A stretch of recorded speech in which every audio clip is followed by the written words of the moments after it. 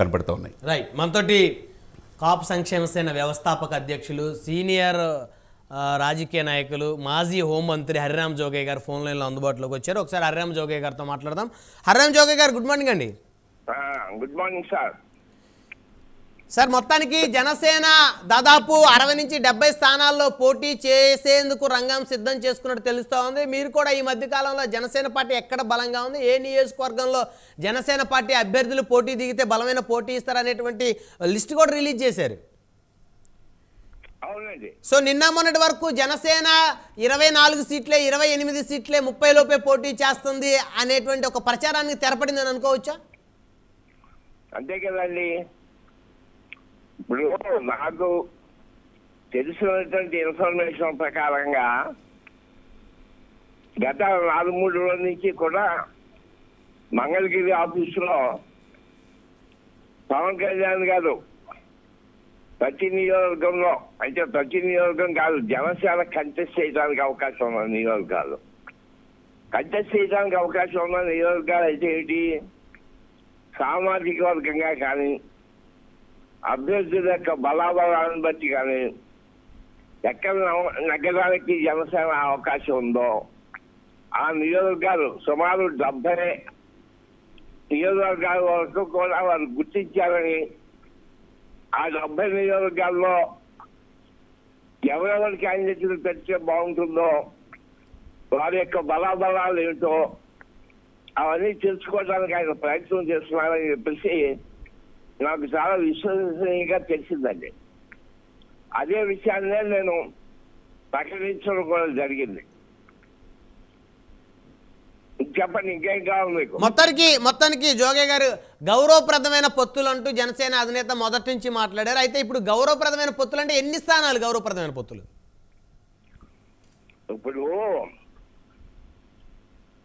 దఫాలుగా పవన్ కళ్యాణ్ గారు సందర్భం వచ్చినప్పుడల్లా కొన్ని ప్రకటనలు చేశారు.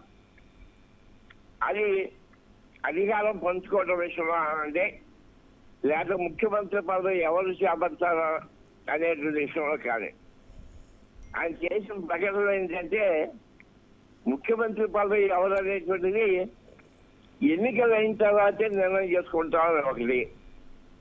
అది కూడా ప్రజాస్వామికంగా నాకు మేము నెగ్గించుకునేటువంటి శాసనసభ్యుల యొక్క సంఖ్యను బట్టే కానీ ఆయన ప్రకటన చేయడం జరిగిందండి.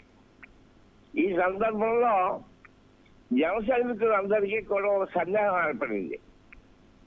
ఏంటంటే, ప్రజాస్వామికంగా ఎన్నిక కాబడినటువంటి అభ్యర్థులని దృష్టిలో పెట్టుకుని మేము నిర్ణయాలు చేసుకుంటామనేటువంటి దాని అర్థం ఏమిటనేటువంటిది వీరికి ఒక ప్రశ్నార్థకంగా మారిందండి. అంటే ఏంటి, జనసేనకు కూడా తెలిసాక శాసనసభ్యులు ఉండగలిగితేనే ముఖ్యమంత్రి పదవి కావాలని అడగడానికి అవకాశం ఉంటుంది. అలాంటప్పుడు తెలిసాక సీట్లు అన్నా సరే వీళ్ళు పోటీ పెట్టగలిగే అవకాశం ఏర్పడాలి కదా.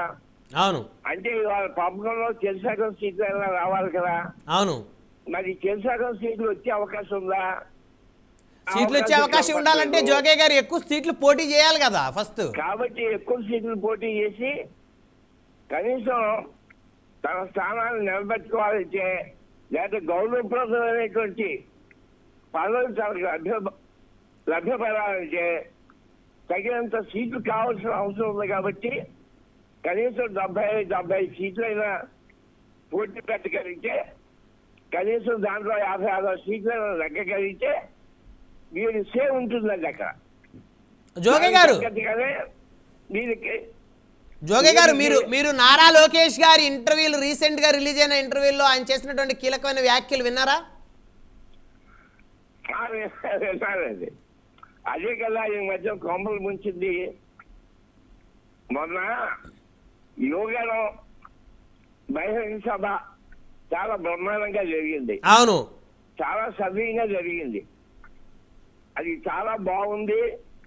ఉభయత్ర కూడా చాలా బాగుంది అని అనుకునే అందరూ కూడా సంతోషపడేటువంటి సందర్భంలో ఈయన అనవసరంగా స్టేట్మెంట్ ఇచ్చాడండి.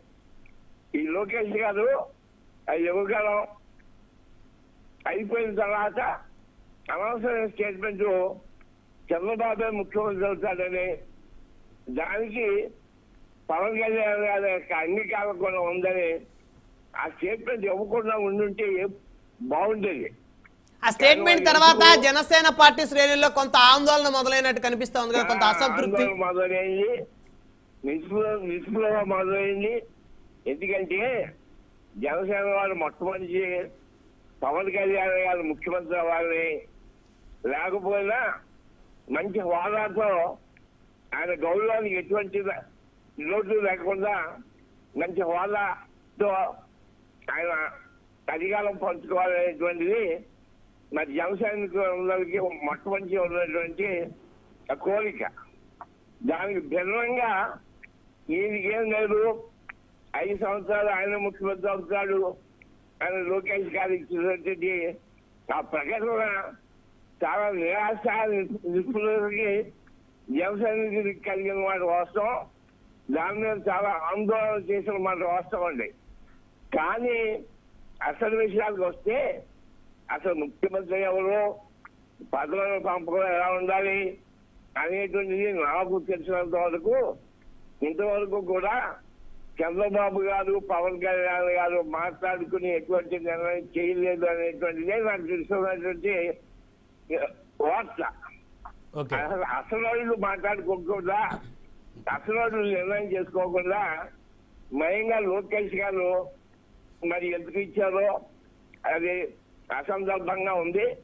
అయినా సరే ఇప్పుడు మనకి తెలిసిన వార్త ఏంటంటే అసలు పెద్దవాళ్ళు ఇద్దరు మాత్రం మాట్లాడుకోలేదు, ఎటువంటి నిర్ణయం ముఖ్యమంత్రి విషయంలో చేయలేదు అనేటువంటిది నాకు స్వచ్ఛమైన వార్తలండి.